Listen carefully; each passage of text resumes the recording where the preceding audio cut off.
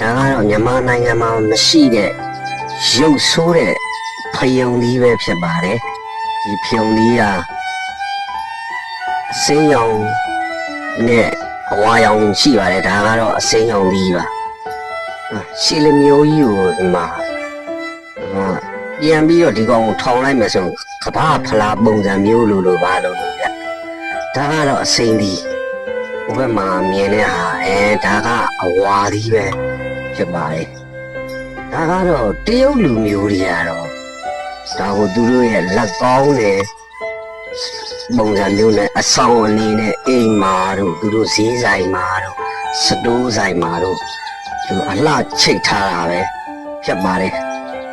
ဒါစရတယ်မရတော့ဖြုံဒီကျွန်တော်တို့ဗမာမျိုးရိုးကတော့စားလို့ရတယ်ဒါသူကတော့အလှချိတ်တာမလို့ပဲမစားကြတာလားဘာလားတော့မသိဘူးပေါ့အခုဒါမြင်တွေ့ရတဲ့အတိုင်းကြာအဝါသီးပါဝါသီးရုပ်တော်တော်ဆိုးပါတယ်ဒီမှာဒါတွေကအဝါသီးတွေပါရုပ်ဆိုးဖြုံသီးမမြင်ဘူးတဲ့မိတ်ဆွေတို့အတွက်ဘ ഹു တုဒအနေဖြင့်တင်ဆက်ပေးလိုက်ရခြင်းဖြစ်ပါတယ်